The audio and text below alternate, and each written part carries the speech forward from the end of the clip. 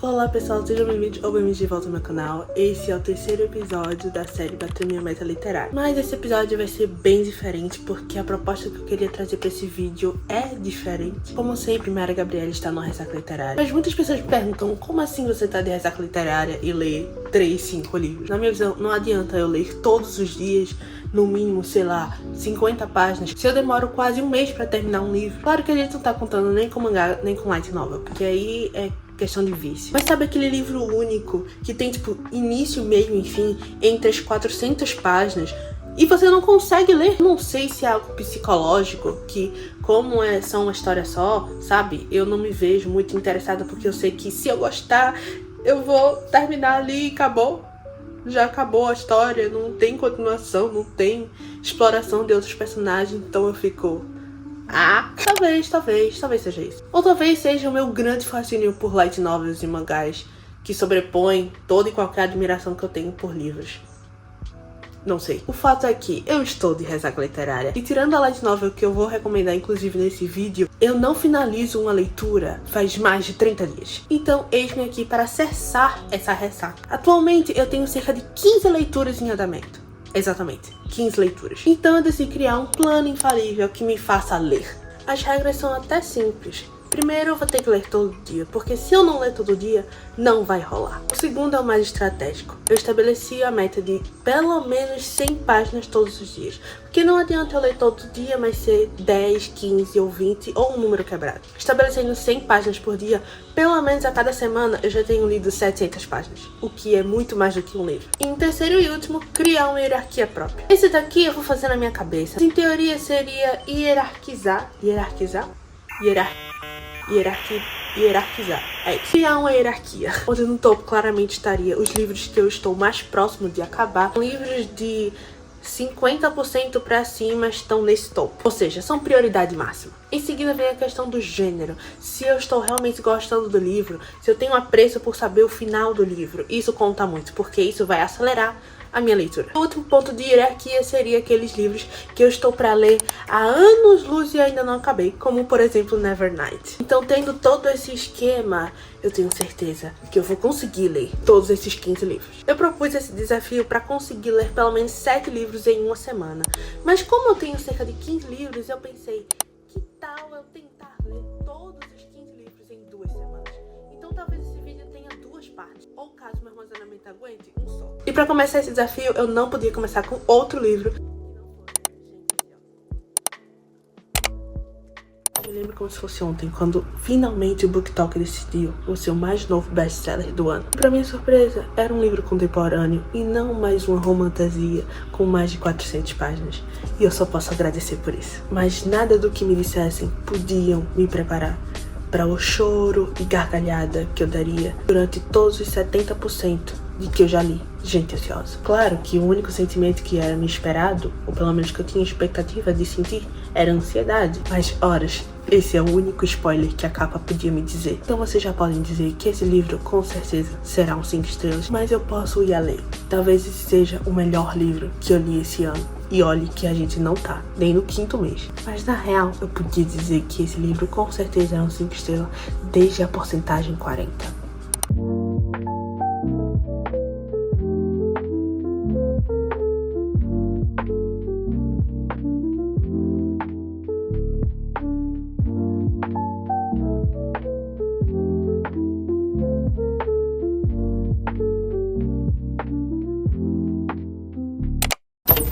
Resumir essa obra com certeza não é um trabalho fácil, mas eu vou tentar facilitar pra vocês. Gente Ansiosa vai contar a história de uma ponte.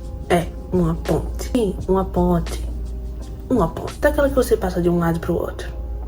Aquilo ali é uma ponte. Mas não se preocupe, não é qualquer ponte, é a ponte. Porque nessa ponte já aconteceu tanta coisa que, sinceramente, ela deveria ser a personagem principal. Porque durante a leitura você vai se perguntar, de que história estamos falando? De quem eu estou querendo descobrir?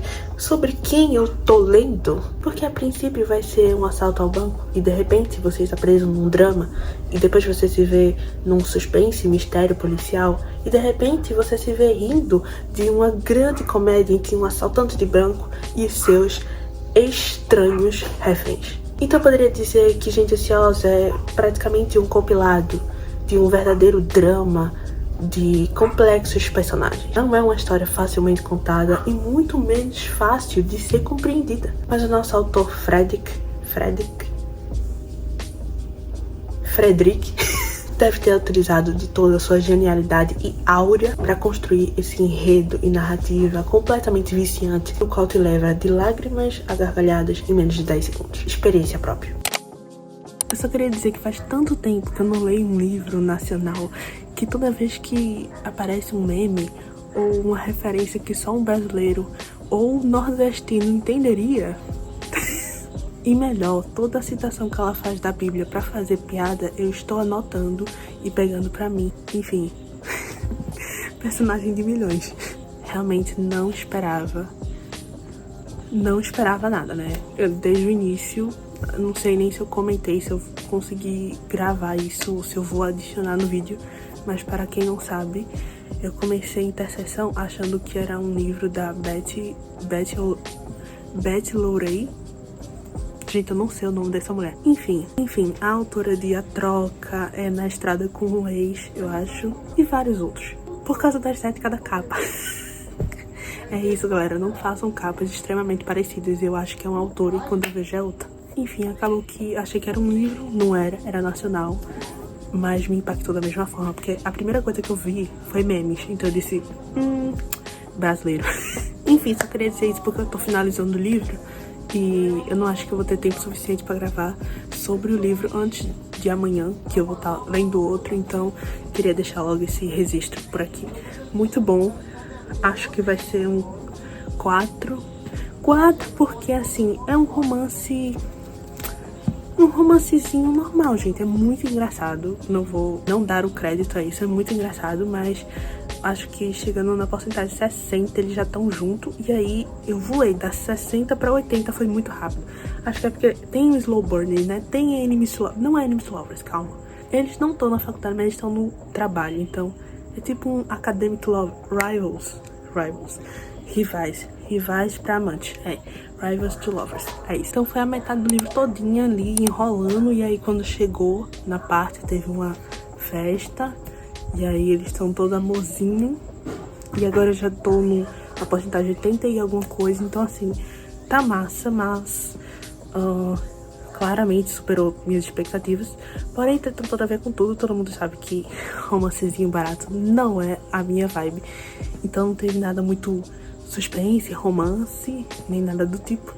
Então, provavelmente um 3,75 de boa. Vocês vão ter que me perdoar a bagunça do meu pai. Sério, ignorem isso aqui. Enfim, eu tô achando que esse livro aqui vai dar o que falar. Então eu decidi gravar um mini, ou seja lá o tempo desse vídeo, um vlog de leitura. Eu atualmente estou na página 66. Na verdade seria o 67, mas eu não comecei, né? Então, teoricamente parei na 66 aqui no capítulo 5. E Mayara, por que você decidiu fazer um vlog de leitura desse livro? Primeiro, porque todo mundo fala desse livro. E eu falei em algum unboxing aí, eu acho que foi o unboxing mais recente que eu fiz, que foi dizendo que a edição a edição gringa desse livro é deste tamanho aqui, e ainda tem capa dura. E esse livro é muito pequeno, tipo, ele tem 300 e poucas páginas só. Tipo, arrancaram a história daqui. O que é a letra grande? Eu não sei o que é. Isso me deixou curiosa. E claro, o hype que tava tendo, e essa autora é a autora de Babel também, que é super hypada também. Aí eu disse, cara, vou ler. Também eu sei que é muito criticado, tem uma crítica aí em relação a alguma coisa que eu não sei.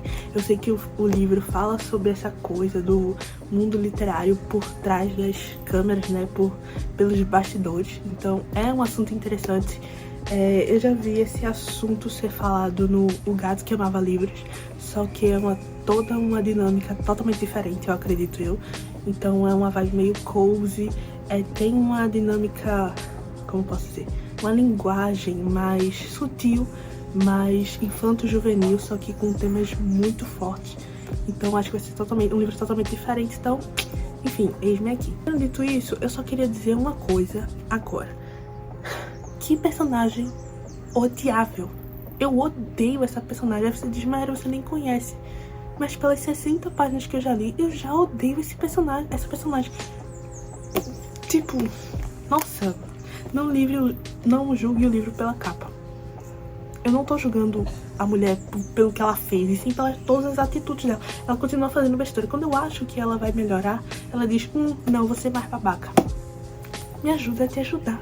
Acho que todo mundo sabe a história desse livro, mas eu vou contar. Em resumo, nós temos aqui duas amigas, onde não é recíproco a amizade. Então, uma só tá por conveniência e a outra realmente porque não tem nenhum amigo. Todo mundo é interessado nela, inclusive essa amiga que é a nossa protagonista, que inclusive eu não sei o nome, não lembro, porque ela é muito significativa até esse ponto. A nossa amiga, a autora famosinha, se chama Athena, um nome muito lindo, e ela é uma diva. Ela escreve, enfim, ela é a popularzinha. E a nossa protagonista, ela é tipo uma autora meio que desconhecida, né? Tem uns livros aqui e lá, mas não faz muito sucesso. Então nós temos essas duas amigas numa bela noite, ali, né, jantando, e uma tragédia acontece e a nossa autora querida Athena morre. Porém, antes de morrer, Athena tinha mostrado, no caso, a nossa protagonista encontrou um rascunho do mais novo livro que a Athena iria publicar.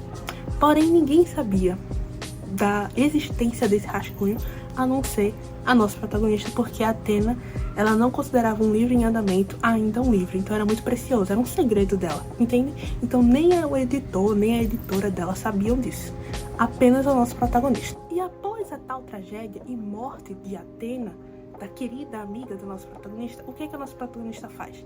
Ela simplesmente rouba um manuscrito, e simplesmente rouba, leva pra casa. Só isso. Ela fica, não, eu vou fazer que nem, tipo, uma brincadeira pra estimular minha escrita e tal. Eu já tava com raiva aí. Aí vem a pior parte. A nossa querida protagonista, que eu realmente não sei o nome agora, galera. Eu tenho que lembrar, porque senão eu vou chamar ela de garota. June. Enfim, June, sei lá. Enfim, a tal da June, nossa prota, ela, né, se empolga um pouco e decide, cara, por que eu não pego esse manuscrito incrível, porque a minha amiga é uma diva, e transformo ele no meu novo livro, pra ver se eu faço sucesso. Não tenho nada a perder, né? Nada a perder. Então, a nossa prota, muito egoísta, muito ladra, muito odiada, ela faz isso. Tenho vontade de entrar no livro e dar assim na cabeça dela e dizer, acorda pra vida, mulher, pelo amor de Deus. Tu não sabe que vai dar errado. Mentira tem perna curta. Verdade sempre aparece no final. Sempre, você sempre quebra a cara. Pra quê, velho? Pra quê? Mas enfim. Aí a partir de agora seria spoiler, né? Então, vlog do livro com spoiler aqui. Mas não é tão spoiler assim, então vamos dizer. A nossa prota, né, começa a escrever o livro e tudo mais. E toda a dinâmica, toda a escrita poética, tudo que da personalidade, da identidade literária da Athena, que era uma diva, que ela botou no manuscrito, mesmo que realmente seja o rascunho, tava no livro. A June simplesmente sai cortando. Corta. E ainda tem um detalhe. A Athena, a diva, ela é descendente de imigrantes chineses que vieram para os Estados Unidos. E esse livro específico, esse manuscrito, ele tem é uma história que tem um contexto histórico muito forte e real. Então ela fez toda uma pesquisa, botou na internet, procurou livros, os nomes dos personagens tem tudo a ver, tem toda uma dinâmica. Quem já leu algum livro chinês ou de cultura asiática sabe que cada detalhe importa. Parece que eles se devotam aos livros, tipo, tudo tem sentido. O nome do personagem tem sentido com a cidade que ele vive, que tem sentido com o adjetivo de tudo, enfim. Eles são realmente geniais, eu tenho que aplaudir isso. A nossa personagem branca, americana, egoísta, orgulhosa, invejosa e tudo mais, ela não entende essa cultura. Ela diz, não, tá muito difícil. A minha amiga Athena, que é uma diva, na verdade não é que todo mundo acha que é uma diva, mas eu não acho. Eu acho que ela é só finge ser mais inteligente que os outros. Eu vou cortar tudo isso do livro dela porque dificulta. Eu quero facilitar. O livro tem que ser simples para o povo entender. Porque senão o povo vai dizer, ai, essa autora quer me fazer de burra. quando é ela que não entende, não o povo. Enfim, é tudo isso que eu tenho pra dizer, porque já são o quê? Uns 10 minutos falando. Mas eu quero dizer que esse livro até agora está ótimo, mas eu odeio o personagem. Então eu tô lendo esse livro na força da minha vontade e do interesse de ver ela quebrar a cara. Então se no final ela não quebrar a cara, esse livro já perdeu meio ponto. É isso.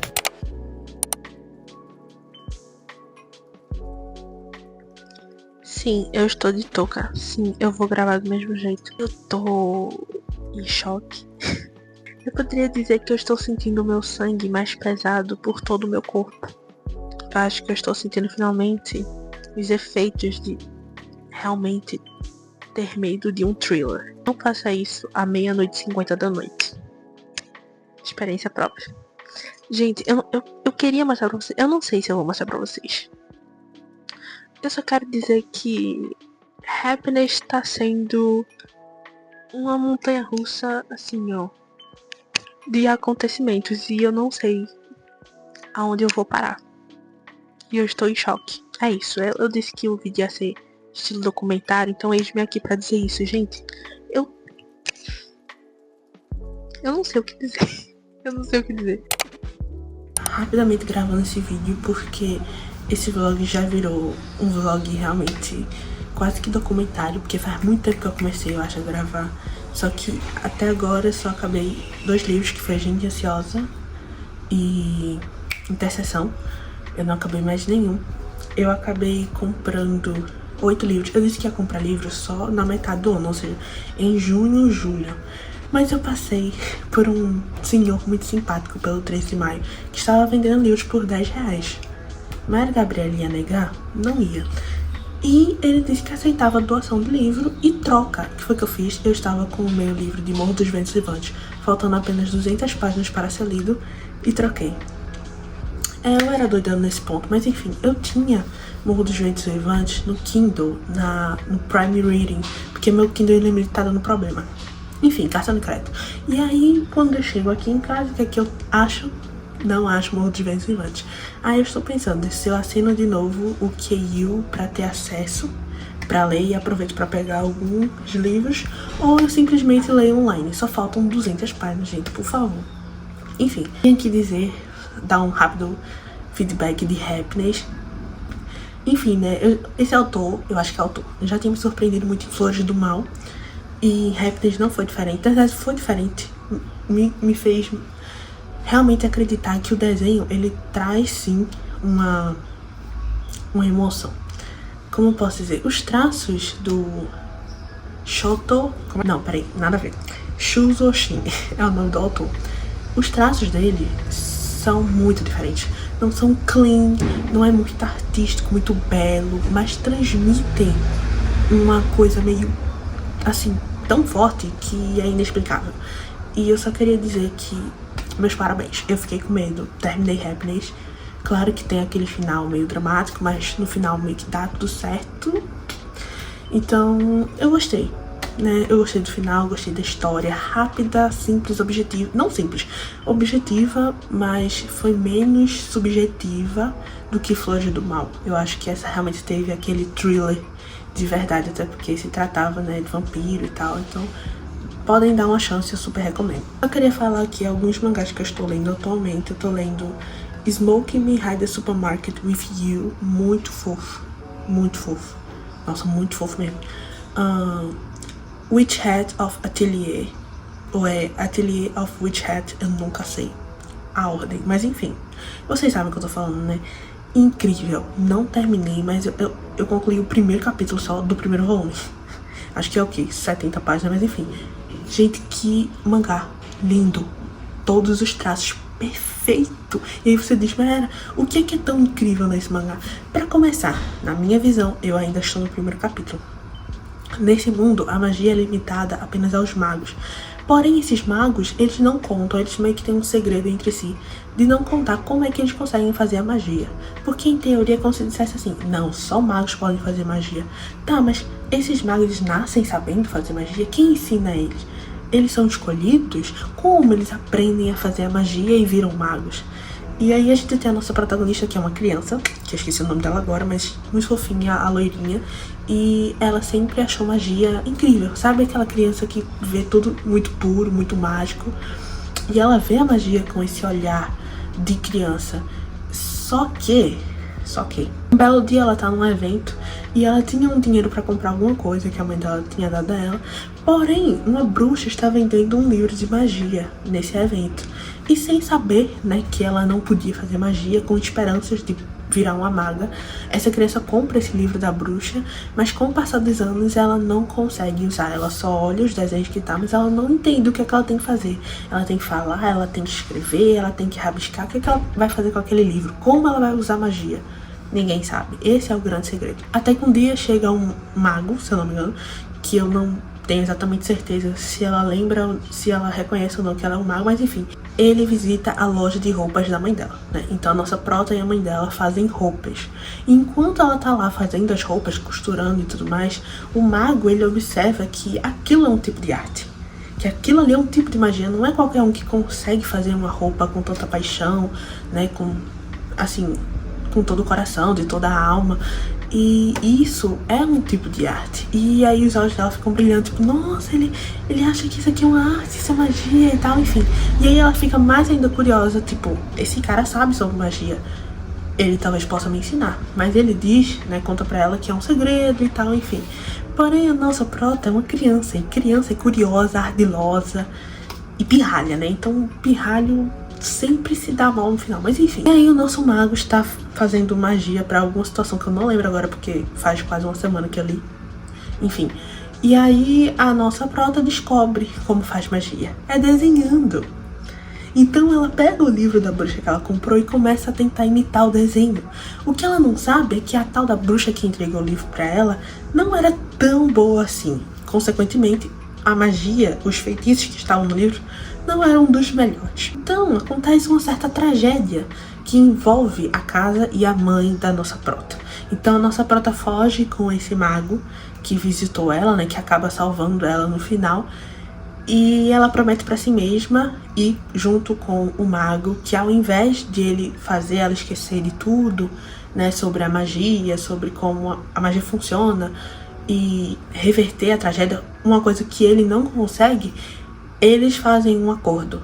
Ele leva ela pra escola de magia, né, a escola de bruxas. Ela aprende a fazer magia, volta, salva a casa e a mãe dela dessa tragédia. E de brinde, o mago vai descobrir quem é essa tal de bruxa que entregou o livro, que colocou em risco o segredo dos magos. E por que ela fez isso? Que tipo de feitiço mais tem naqueles livros? Entende? E aí a nossa prota, ela meio que tem uma memória fotográfica que ela sabe, e aí ele, tipo, eu vou pedir pra ela desenhar aqui rapidinho, né, e a gente vai descobrindo quem é essa bruxa. Então eu acho que vai ter um certo suspense, um certo mistériozinho aí, mas com certeza vai ser esse drama e essa coisa dela descobrindo as magias e descobrindo os tipos de arte que podem fazer magia. Então eu achei isso muito interessante. Eu espero que eles explorem mais a questão de qualquer tipo de arte ser uma magia, não só desenhar, como por exemplo costurar, fazer roupas, pintar, cantar, enfim. Vários tipos de artes podem se tornar uma magia. Eu acho que é sobre isso que o livro ou o mangá vai falar. Enfim, é livro, vai falar. Então, outra coisa que eu queria falar também é que eu estou na página 87 de A Impostora. Eu acho que a última vez que eu falei com vocês, eu estava na 60 e pouco. E a prota ainda tá me decepcionando, galera. Eu realmente parei porque justamente eu queria pegar um engatado. Enfim, eu queria engatar a leitura e chegar, tipo, uns 150, pelo menos, já que só tem 300 e pouco esse livro. Chegar mais ou menos na metade, porque eu realmente quero saber o que é que esse livro vai falar comigo. Eu tenho riscado bastante ele, não sei se dá pra perceber. Eu tenho riscado bem ele, porque tem algumas coisas que eu acho interessante, sabe? Que ela tá trazendo. Eu não sei muito sobre essa autora, então eu não sei se é uma autocrítica, não sei se ela viveu isso que ela tá dizendo, não faço a menor ideia, mas sei que acontece sim, pode ser um pouco romantizado e idealizado, né? Porque, por exemplo, a nossa impostora, ela não quer ter trabalho, tipo, ela quer ter trabalho, mas é como se ela pegasse todo o esforço dela, e aí quando alguém reclama do início, né, que é a base de tudo, a base do rascunho do livro, da ideia, ela diz, não, tipo, mas eu que fiz o resto. Tipo, isso aqui é tão insignificante que o que eu fiz vale mais. De certa forma eu concordo, mas não tanto. Tipo, admita, no final, beleza, você fez um bom trabalho, mas admita que, tipo, antes o meu pensamento era tipo, ai meu Deus, que mulher insuportável. Tipo, eu só falo tipo agora, enfim. Não é que eu tô passando pano pra ela, é que a maior falha moral dessa protagonista é não reconhecer que ela não é isso tudo que ela acha. Que só porque ela conseguiu alguma coisa, né? Por exemplo, eu sempre tava falando sobre a Athena, que é a amiga dela que morreu, a autora, né, do Rascunho, como diva e tal, enfim.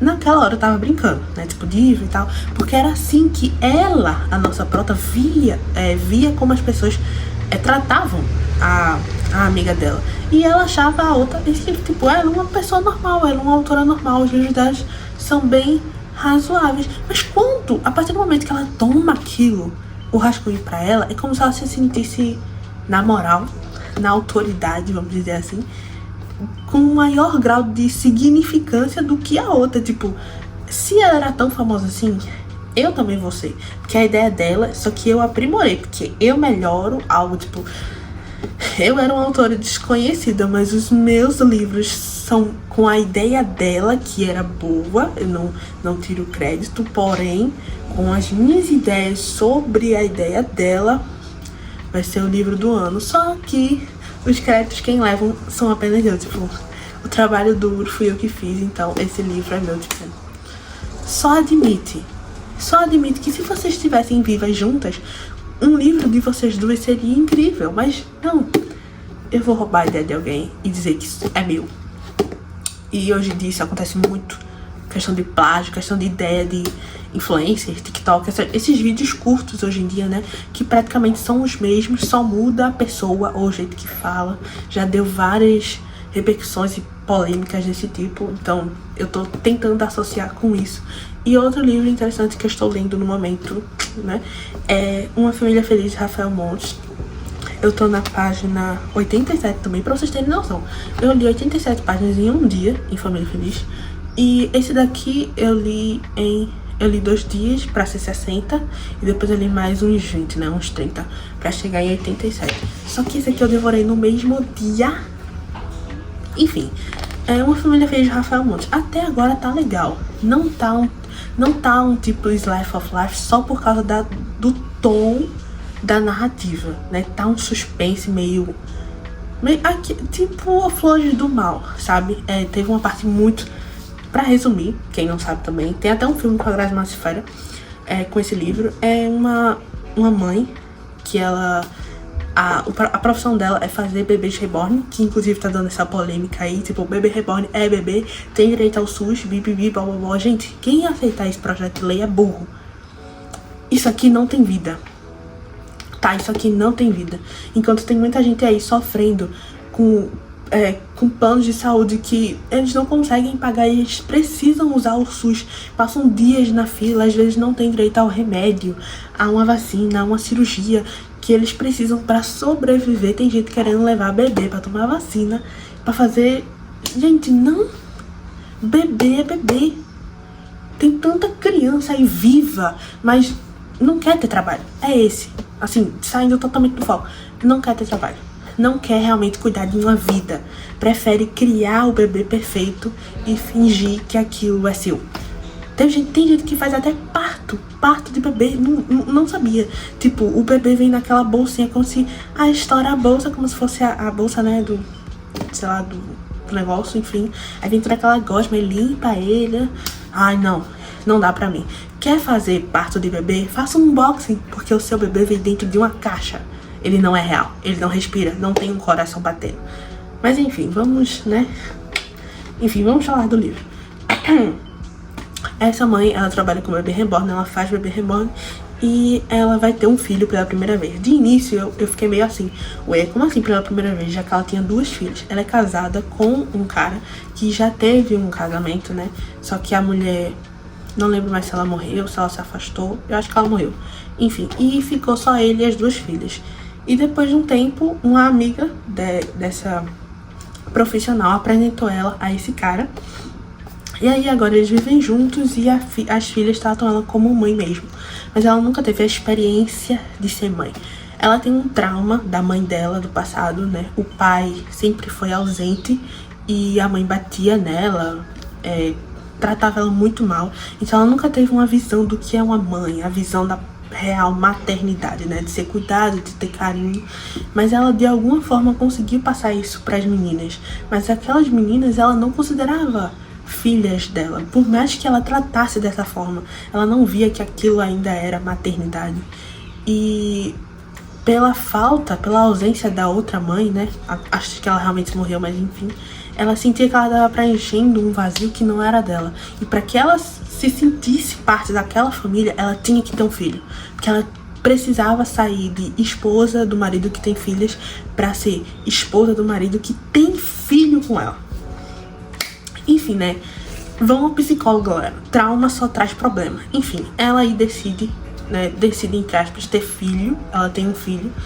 Ela, né, vê isso como uma oportunidade de conseguir. Ela, na hora que ela decide isso, ela fica meio assim, tipo, por que eu tô fazendo isso? Porque eu realmente quero ter esse filho, mas no final ela pensa consigo mesma. Tipo, eu queria ter esse filho pra eu me sentir parte disso. Pra eu ser melhor do que a minha mãe. Pra eu conseguir passar a maternidade que eu nunca tive. Só que a gente sabe que, geralmente, na maioria das vezes, a gente só dá o que a gente recebe.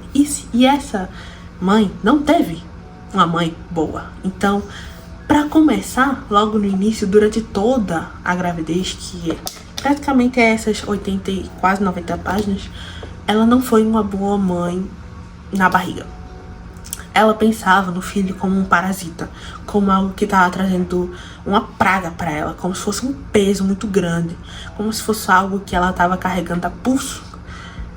E isso me deixou tão mal que teve hora que eu realmente quis pular parágrafo, porque estava me deixando muito desconfortável como ela pensava, não em si mesma e no próprio corpo, mas no bebê. Não era aquela mãe que via assim, tipo, nossa, eu tô muito feia, sabe?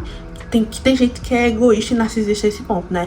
Tem um bebê e aí quando o bebê chega num certo mês, a barriga tá gigante e aí ela não se vê mais bonita, não se vê mais esbelta, e acho que o marido não olha, prefere o filho do que a beleza dela, enfim. Ela teve uma passagem nessa fase, mas ela odiava muito o filho. Ela não olhava pro próprio corpo e dizia, meu Deus, como eu tô feia por causa dele. Ele dizia, você me faz ficar feia. Tipo, a culpa é sua, tudo é seu. Eu odeio você. Ela não falava essas palavras, mas tudo que ela pensava era isso. E isso foi por muito tempo na gravidez. O humor dela era terrível. Enfim, a gravidez de primeira viagem, né? Mãe de primeira viagem. E ainda tem uma pressão a mais sobre ser um filho, já que ele já tinha 2 filhas, né? Então ele queria ter um filho. Então ela ainda ficou, né? Tipo, tem que ser um filho, tem que ser um menino, tem que ser um menino. Felizmente foi um menino, né? Finalmente, pelo menos uma coisa deu certo. Porém, quando o filho nasceu, já houve aquela rejeição mais ou menos imediata, né? Ele não parava de chorar quando botava no braço dela, ele não quis mamar no seio dela e tal. Então ela já sentiu a rejeição dele. O que ela não saca é que ele sentiu a rejeição dela primeiro, dentro da barriga. Tipo, mano, você me odiou quando eu nem tinha saído do seu corpo e agora você quer que eu aceite tudo que você quer? Tipo, claro que eu vou me sentir mais seguro no braço do meu pai que falava comigo na barriga. Porque eu estando dentro de você, você não dava esse amor todo que ele dava fora. Tipo, pra mim faz sentido e não faz. Enfim, isso aí fica com os psicólogos, cientistas, estudantes aí do pensar humano. De maneira geral é isso. E ela continuou, né, voltou a trabalhar, porém está tendo agora conflitos do casamento. E só pra finalizar, porque o armazenamento acabou, ela voltou, né, depois disso tudo, depois de bebê nascer, rejeição e tal, ela voltou, tentou voltar à rotina, só que ela não consegue assimilar ser mãe de primeira viagem, ser uma esposa perfeita, ser dona de casa e ainda parecer inabalável. E trabalhar, no caso. Leva tempo e esforço pra fazer um bebê reborn. E ela não consegue associar isso, então ela quer uma babá. Mas o tal do esposo dela, né, acha que a vida é uma maravilha, estão, né, vivendo e sendo uma família feliz, o que não é. Então, ele finge para o chefe dele lá, há algum tempo, né, desde que ela tava grávida, que eles são uma família classe média, feliz, perfeita, de boa, sem preocupação, na esperança de ele se esforçar, claro, né, passar mais tempo no trabalho, e aí o chefe dele promover ele. Só que isso foi há meses, era antes do bebê nascer. E aí isso tá meio que deixando ela preocupada, porque ela precisa de dinheiro pra comprar uma babá, mas o bendito do marido dela não quer, porque não tem condições. Porque ele quer comprar mais terno, mais roupa nova, mais tudo, né? Ser materialista pra aparentar ser o que não é. Normal, né? Normal, isso é homem, mulher, normal. Só que ela precisa dessa babá, senão ela não trabalha. Ela precisa dessa babá, senão ela não consegue cuidar do filho que não gosta dela, no caso. Então, gera um conflito aí no casamento. E só pra finalizar, essa última parte que eu li, essa última página, foi algo que me deixou nervosa. Porque depois de uma briga com o marido, ela sai correndo do condomínio com o bebê no carrinho, e ela não percebe que, tipo, tá tão alvoroçada que ela ia atravessar a rua, o carro passa assim, ó, colado com como é o nome? Com o carrinho do bebê. O bebê quase que morre, gente. E ela, claro, ela toma um susto, aí depois anda, atravessa a rua como se fosse nada, né? O cara xingando ela, chamando ela de louca, que queria matar o bebê, enfim. E aí ela chega num parquinho, numa espécie assim, se ajoelha e começa a chorar. E aí, finalmente, o bebê que tanto chorava, que tanto rejeitava ela, para de chorar e olha com ela como se fosse, dissesse assim: quem tá precisando agora de um carinho, de um acalento, agora é você. Então, tipo assim, eu espero, ou esperava, no caso espero, que ela desenvolva um bom relacionamento com esse bebê, pelo menos por agora, já que é a única coisa que ela tem. Tipo, ela não consegue trabalhar mais, o casamento dela tá desandando, né? Ela e as meninas tá mais ou menos ainda, o relacionamento como mãe, mas eu espero que ela conquiste o bebê e o bebê perdoe ela, de certa forma. Porque senão vai virar uma bola de neve no qual ela não vai saber exatamente o que tá fazendo, vai estar no modo automático, vai odiar tudo e todos. E a saúde mental dela já não é muito boa, né? Traumatizada pela mãe, o pai ausente, então assim, espero que dê tudo certo pra ela. E é isso. Provavelmente de livro físico, esse e Nevernight vai ser um dos que eu vou acabar. Como Nevernight ainda é 200 páginas, então assim, Esperança é a última que morre. Eu tenho muita coisa pra fazer agora, eu tenho a casa pra organizar, o conteúdo do curso pra ler e tenho prato pra lavar e roupa pra estender. Então, assim, né, hoje não vai ser um dia de leitura, eu realmente gravei esse tempo aqui que eu não devia, mas enfim, uns quase 20 minutos só pra falar pra vocês. É isso.